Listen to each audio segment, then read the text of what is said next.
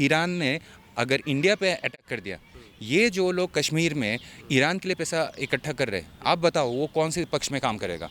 Of course Iran के पक्ष में ही काम करेगा। तुम ईरान को डोनेशन करना चाहते हो जो हमारा गाज़ा में हमास को सपोर्ट कर रहे हैं। मतलब टेररिज्म को फंडिंग करने वाला कंट्री को तुम अगर पैसा दोगे तो वो इंसानियत के लिए तुम पैसा नहीं दे रहे हो, तुम उसको टेररिज्म फैलाने के लिए दे रहे हो। ये सारे पैसा इकट्ठा करके टेररिस्ट ऑर्गेनाइजेशन में डोनेट कर दिया जाता है या फिर मदरसा में दान किया जाता है, जिस मदरसा के अंदर मैं क्लियरली बोलना चाहता हूँ कि टेररिज्म ही सिखाया जाता है। क्या पता ये फंडिंग करके जिस तरीके से 10 नवंबर को लाल किला के सामने बम फोड़ा गया था, ऐसा ही कुछ आरडीएक्स खरीदने के लिए पैसा इकट्ठा हो रहा हो। भारत के संविधान में अनुच्छेद 25 में ये निहित है कि कोई भी इंसान अगर अपना धर्म बदलना चाहता है, चुनना चाहता है, तो उसके लिए वह स्वतंत्र है। और यदि वो जबरन हो रहा है या लालच दे के हो रहा है, तब ये अपराध की श्रेणी में आता है। आज हमारे साथ मौजूद हैं सत्य साधु जी, जिन्होंने पहले इस्लाम धर्म में पहले थे, अभी ये हिंदू धर्म में आ चुके हैं और कुछ बातें करेंगे इनसे। लेकिन मुद्दा आज का ये है कि ईरान इजराइल जो युद्ध हो रहा है, ईरान इजराइल युद्ध में जो दो देशों के बीच में टकराव हो रहा है, उसमें भारत पे प्रभाव ज़रूर थोड़ा बहुत पड़ सकता है, लेकिन भारत के लोगों द्वारा उसमें जो मदद दिया जा रहा है, भारत के लोगों में मैं जानना चाहूँगा। ताज़ा खबर आई है कि कश्मीरी मुसलमानों ने अपने सोना, चांदी, जेवरात दान किए हैं उस युद्ध में ईरान की मदद करने के लिए। ये वहाँ से ये तर्क सही होता है कि जब अपने देश में पाकिस्तान से युद्ध होता है भारत का, तब ऐसी चीज़ें सामने नहीं आती हैं, लेकिन आज ईरान इजराइल युद्ध में ये चीज़ें सामने आ रही हैं। वहाँ तक सही है। पहले मैं आपके परिचय की भी बात करूँगा, उसके साथ इस सवाल का भी जवाब चाहूँगा। ओम नमः शिवाय सबको। मेरा नाम अभी सत्य साधु है। मैं संन्यास लेने के बाद लोग मुझे सत्य साधु के नाम से जानते हैं, लेकिन मैं पैदा हुआ था सऊदी अरब में। आपने जो अभी कश्मीर का बात किया कि ईरान और इज़राइल के बीच में ये हमारा कश्मीरी लोग अपना जेवरात, हम अपना जमा पूंजी वगैरह सब उसको क्यों डोनेट कर रहे हैं? तो अब बात ऐसी है कि वृक्ष तुम्हारा नाम क्या है, फल ही उसका परिचय है। आप बोल रहे थे कि हमारा इंडियन मुस्लिम लोग, अगर वो हमारा इंडियन पहलगांव अटैक के बाद जो पीड़ित परिवार थे उसके लिए डोनेशन इकट्ठा करके अगर उनको देते तो मुझे समझ में आता है कि हाँ वो देश प्रेमी है। कुछ दिन पहले जब वो दीपू चंद्र दास के ऊपर जब हमला हो रहा था बांग्लादेश में, तो उस टाइम सिर्फ दीपू चंद्र दास क्या बोलते विक्टिम नहीं बने थे, काफ़ी सारे हिंदू परिवारों के घर जला दिए गए थे। तो उस टाइम इन लोगों का ये मानवता वगैरह कहाँ पर था? इट्स टोटली हिपोक्रेसी के तुम्हारा मानवता सिर्फ और सिर्फ मुस्लिम कंट्रीज़ के लिए ही जगता है। और दूसरा, इसका एक एग्जांपल बताता हूँ मैं आपको। ये इस टाइम की बात नहीं है। आप अगर इतिहास उठा के देखें तो 1971 में जब बांग्लादेश और पाकिस्तान के बीच में जो वार चल रहा था, उस टाइम सबसे बुरी बात ये थी कि बांग्लादेश का काफ़ी सारे मुस्लिम पाकिस्तानी मिलिट्री को मदद देने के लिए अपना सोना, जेवरात वगैरह उन लोगों को दे रहे थे कि हाँ आप लोग क्या बोलते हैं इस्लाम को जिताए। तो ठीक इसी तरह इस बार भी ये जो कश्मीर में हुआ है वो भी सेम आइडियोलॉजी के फॉलो करके ही हो रहा है। और दूसरा एक चीज़ बता देता हूँ कि आप खुद बताओ ये पैसा किस लिए? ईरान को मदद करने के लिए। आप बताओ ईरान को मदद का ज़रूरत है? जो कंट्री इज़राइल को ख़त्म करने के लिए बिलियंस एंड बिलियंस डॉलर एक रात में फूंक रहा है, मिसाइल्स फेंकने के लिए या फिर न्यूक्लियर बॉम्ब बनाने के लिए, उन लोगों को हमारा मिडिल क्लास मुस्लिमों की पैसों का क्या ज़रूरत है? मतलब वो तो एक ही रात में ही वो उड़ा देंगे। और मैं ये पूछना चाहता हूँ उन कश्मीरी मुस्लिमों से कि भाई तुम किस कंट्री को पैसा दे रहे हो? जो कंट्री लेबनान का हिजबुल्लाह को क्या बोलते सपोर्ट करते हैं फॉर स्प्रेडिंग द टेररिज्म। फिर हम उससे पूछना चाहता हूँ कि भाई तुम ईरान को डोनेशन करना चाहते हो जो हमारा गाज़ा में हमास को सपोर्ट कर रहे हैं। मतलब टेररिज्म को फंडिंग करने वाला कंट्री को तुम अगर पैसा दोगे तो वो इंसानियत के लिए तुम पैसा नहीं दे रहे हो, तुम उसको क्या बोलते हैं टेररिज्म फैलाने के लिए दे रहे हो। अच्छा, अगर सेवा भाव की बात आती है, सेवा अगर आप करना चाहते हैं तो अपने देश प्रेम के लिए करते हैं, आप अपने देश के लिए करते हैं। यदि आप अपने धर्म के लिए भी करते हैं तो भी बेहतर आप मान सकते हैं उस चीज़ को। लेकिन दो देशों के बीच में युद्ध हो रहा है, टकराव उनके बीच चल रहा है। हमारा उसमें भारत ने साफ साफ बोला है कि हम ना इजराइल की तरफ हैं ना हम ईरान की तरफ हैं। हालांकि भारत का अच्छा दोस्त इजराइल भी माना जाता है और ईरान के भी फॉरेन एम्बेसडर ने बोला है कि इंडिया इज़ आवर फ्रेंड। लेकिन यहाँ के लोगों द्वारा वहाँ पे दान देना, जब पहलगाम होता है, जब उरी होता है, बालाकोट एयर स्ट्राइक होता है, तब विपक्ष के कुछ नेता भी आ जाते हैं, कहते हैं कि ये हमें सबूत दीजिए कि ये कैसे हो सकता है। तो मेरा सवाल आपसे ये है कि जब आप वहाँ पे दान करने की क्षमता रखते हैं, यहाँ पे जब हमला होता है कुछ मुसलमानों द्वारा, जब पहलगाम में धर्म पूछ के उन पर गोलियाँ चला दी जाती है, तब तो एक प्रदर्शन भी हमें देखने को नहीं मिलता। दान की बात तो बहुत दूर है। हाँ, दान की बात मैं आपको बताता हूँ कि ये जितना भी पैसा डोनेशन होगा ये सारे जाता है आईडीबी के पास, इस्लामिक डेवलपमेंट बैंक। और ये जो प्रैक्टिस है कि इस दुनिया में कोई भी मुस्लिम कंट्री में कोई भी मुस्लिम पीड़ित हो, जैसे मैं बचपन से ही देखते आ रहा हूँ कि मस्जिद में जाता था मैं, तो हर एक खुतबा उस दिन किया जाता है, जुम्मे का दिन, जो एक तरह का प्रवचन दिया जाता है इस्लामिक। तो उस टाइम हमेशा बोला जाता है कि हमारा फ़िलिस्तीन के भाइयों के ऊपर अत्याचार हो रहा है, प्लीज़ डोनेशन दीजिए। हाँ, क्योंकि सिंपैथी ही एक चीज़ है इंसानों के जेब से पैसा निकालने का एक तरीका, कि भाई वो लोग एक एक स्टोरी सुनाएंगे, देखो अफ़गानिस्तान में हमारा मुस्लिम भाइयों के ऊपर क्या हो रहा है। ये सारे पैसा इकट्ठा करके या तो क्या बोलते हैं टेररिस्ट ऑर्गेनाइजेशन में डोनेट कर दिया जाता है, या फिर मदरसा में दान किया जाता है, जिस मदरसा के अंदर मैं क्लियरली बोलना चाहता हूँ कि टेररिज्म ही सिखाया जाता है। क्योंकि जब आपको पता है कि मदरसा में टेररिज्म सिखाया जाता है। ऑफ कोर्स मैं इस चीज़ को इतना ऊपर तक पहुंचाना चाहता हूं कि हमारा एजुकेशन मिनिस्टर को भी बोलना चाहता हूं, धर्मेंद्र प्रधान जी। तो धर्मेंद्र प्रधान जी हमारा ही टैक्स का पैसा लेके अभी तक इंडिया से मदरसा को बैन क्यों नहीं किया? क्योंकि मदरसा में क्या सिखाया जाता है? कुरान का चैप्टर नंबर 9 वर्स नंबर 5 में लिखा गया है कि जहाँ पर भी काफिरों को पाओ हत्या करो। तो यही जगह से सीख के ही तो तरुण हत्या होता है। कहीं से भी फंडिंग निकले, वो अगर सरकारी दफ्तर के जो लिस्ट है उसमें अगर क्या बोलते हैं रजिस्टर्ड नहीं है, तो पता करो कि ये ब्लैक मनी है, ये इस पैसों का सोर्स कहाँ पर है।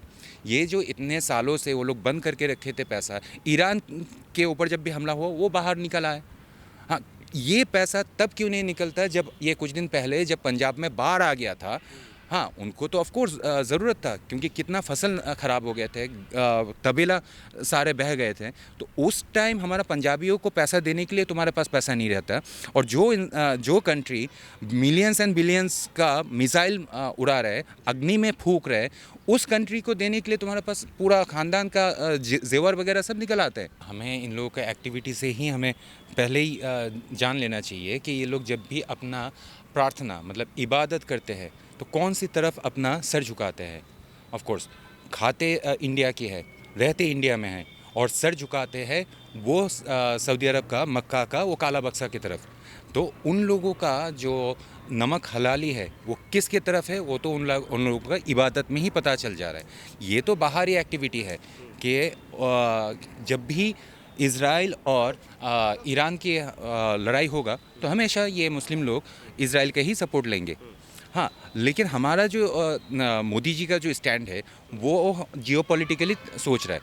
हाँ, उनको अगर रिलीजियसली क्या बोलते हैं फ्रीडम मिलता तो ऑफ कोर्स ये सारी चीज़ों के वो इग्नोर करके सिर्फ और सिर्फ इज़राइल का ही पक्ष लेते।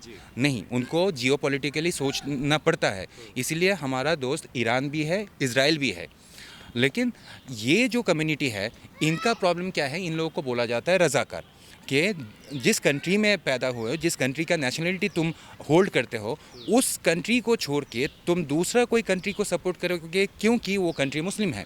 तो ये जो प्रैक्टिस है ये आज का नहीं है, बहुत पुरानी ये प्रैक्टिस है कि जब भी कभी भी बाहरी जैसे पाकिस्तान से हो गया या अफ़गानिस्तान, कोई भी मुस्लिम कंट्री से अगर कभी भी अटैक हुआ, ये लोग इंडिया के पक्ष में नहीं रहेगा। सोच लो, ईरान ने अगर इंडिया पे अटैक कर दिया, ये जो लोग कश्मीर में ईरान के लिए पैसा इकट्ठा कर रहे हैं, आप बताओ वो कौन से पक्ष में काम करेगा? ऑफ कोर्स ईरान के पक्ष में ही काम करेगा। तो ये लोग देश प्रेमी नहीं, देशद्रोही है। क्योंकि मानवता दिखाने के लिए आईडीबी बैठा हुआ था, इस्लामिक डेवलपमेंट बैंक।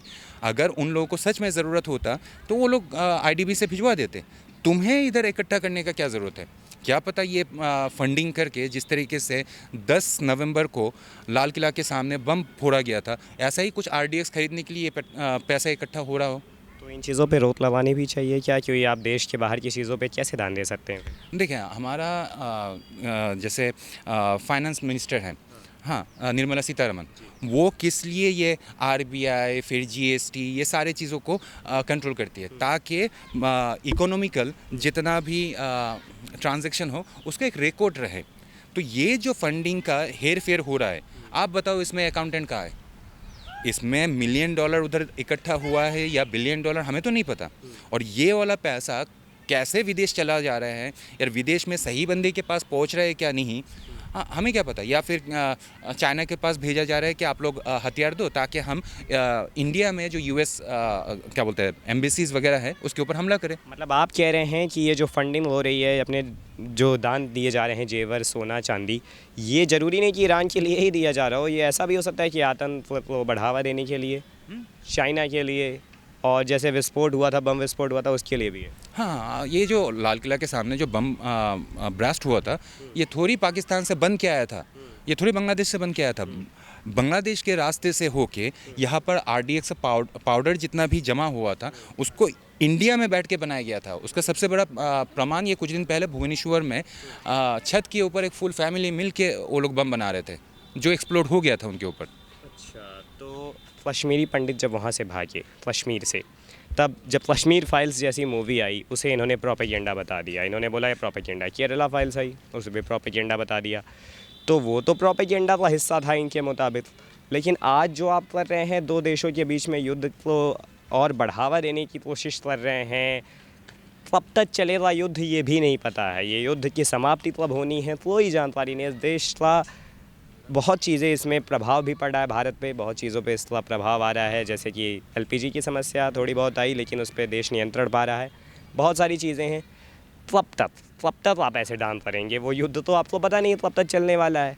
आप जब अपनी संपत्ति कमाते हो तो आप अपने परिवार के लिए कमाते हो, अपने देश सेवा के लिए कमाते हो, लेकिन ये युद्ध जिसका अंजाम ही नहीं पता है कि किस समय पे होना है, उस युद्ध के लिए अभी से ही दान करना, मतलब सेंस है इस बात का? ये जो पैसा है ये थोड़ी वहाँ का क्या बोलते हैं मानवता के लिए डोनेट किया जा रहा है। ये सारे फंडिंग मदरसा में चला जाएगा या फिर हिजबुत तहरीर का फॉलोअर जितना भी इंडिया में बैठे हुए हैं। वो मदरसा जहाँ आतंक से शिकवाया जाता है। हाँ, देखिए खोमेनी हमारा इंडिया का कोई बंदा तो है नहीं ना, उसका नेशनलिटी इंडिया है, तो इंडियन मुस्लिम उसके लिए क्यों रो रहे हैं? बिकॉज ऑफ द आइडियोलॉजी जिसको बोला जाता है इस्लाम, जो असलियत में it's not a religion, it's a Arabian imperialism doctrine. तो हर एक कंट्री में देखा जाएगा कि जो आर्मी होगा तो आर्मी को वही लोग फंडिंग करेंगे जो उस आर्मी का फेवर में काम करेगा। तो मुस्लिम आर्मी जहाँ जहाँ रहेगा तो वहाँ पर फंडिंग होगा, और ये पैसा अगर उनके पास पहुँच जाता है, इससे ख़रीदा गया हर एक एलिमेंट्स किसके खिलाफ यूज़ होगा? इज़राइल का। इसके मतलब अगर कोई ये प्रोपेगेंडा भी फैलाने का कोशिश करे कि इंडिया इज़राइल को ख़त्म करने के लिए ईरान को हेल्प कर रहा है, क्योंकि मीडिया में तो वही दिखाया जा रहा है। जहाँ पर हमारा इंडिया में एलपीजी गैस का इतना क्राइसिस होने वाला है आने वाले कुछ दिनों में, मोदी जी खुद बोल रहे हैं कि लॉकडाउन लगने वाला है, एंड काफ़ी सारे लोग बोल रहे हैं कि इन्वेस्टमेंट को थोड़ा सा केयरफुली किया करो, क्योंकि ये जो वॉर है इसमें क्या बोलते हैं स्टॉक मार्केट, बिटकॉइंस वगैरह, क्रिप्टो करेंसी सारे इसमें फ्लैक्चुएट होंगे। तो जहाँ पर हमें सेविंग्स करना ज़रूरी है ऐसा क्राइसिस मोमेंट में, वहाँ पे आप दान कर रहे हैं। डोनेशन कर रहे हैं। और जो लोग डोनेट कर रहे हैं, बार बार टीवी में दिखाया जा रहा है, छोटे छोटे बच्चे अपना सेविंग्स का जो मटका होता है उसको तोड़ के दिया जा रहा है। अरे भाई, उनसे मतलब ऐसा छोटा छोटा बाल्टी से तुम समंदर थोड़ी भर पाओगे। अच्छा, इस्लाम को एक परिभाषा देनी हो, क्या कहना चाहेंगे? इस्लाम क्या है? अरब साम्राज्यवादी मतवाद, जिस तरीके से माओइज़्म, हाँ, माओइज़्म एक चाइनीज़ डॉक्ट्रिन है। हाँ, माओ का बनाया हुआ एक मैनिफेस्टो था, तो उसको माओइज़्म जिस तरीके से बोला जाता है, इस्लाम भी अरबियन इम्पीरियलिज्म डॉक्ट्रिन है, मतलब अरब साम्राज्यवादी मतवाद है, जिसका मैनिफेस्टो का नाम है कुरान और जिसका फाउंडर का नाम है मोहम्मद। और इसमें बस ये इंक्लूड किया गया है। कम्युनिज़्म और इस्लाम में बस एक ही चीज़ का फ़र्क है। इस्लाम बोल रहा है there is a day of judgment, there is hell and heaven, जन्नत और जहन्नम। और टेररिज्म फैलाने के लिए जितना भी मार्क्सवादी हो गया या माओइस्ट हो गया, इन लोगों को पैसा देना पड़ता है। लेकिन इस्लाम ही वो एकमात्र टेररिज्म ऑर्गेनाइजेशन है जिसमें सिर्फ आपको लालच दिया जाता है, वो भी फेक। कौन सा? कि मरने के बाद आपको 72 हूरें मिलेंगी। बस इसी चक्कर में वो लोग RDX या ग्रेनेड बांध के, आपको पता ही है कि भीड़ में जाके नारा तकबीर अल्लाह अकबर बोल के फट जाते। जैसा कि हमने जाना कि ईरान और इज़राइल के युद्ध में जो भी चल रहा है, युद्ध अपने में टकराव हो रहा है, उसमें जब भारत के मुसलमानों की तरफ से उसमें मदद दी जा रही है, सोना चांदी जेवरात, ये सारी चीज़ें देना इस हद तक सही नहीं हो जाता, क्योंकि जब देश में हमले होते हैं, जब पहलगाम में हमले होते हैं, जब उरी जैसे एनकाउंटर्स होते हैं, बालाकोट एयर स्ट्राइक होते हैं, तब तो सबूत मांगा जाता है। और जब देश के बाहर युद्ध होता है तो उसमें दान दिया जाता है। तो ये सही नहीं है। ये इस वजह से सही नहीं है क्योंकि आप ऐसा करके युद्ध को बढ़ावा देते हैं, ना कि आप उसमें शांति, अमन या चैन पाने की कोशिश करते हैं। वीडियो जर्नलिस्ट अमन झा के साथ राज द्विवेदी, ओ न्यूज़ हिंदी।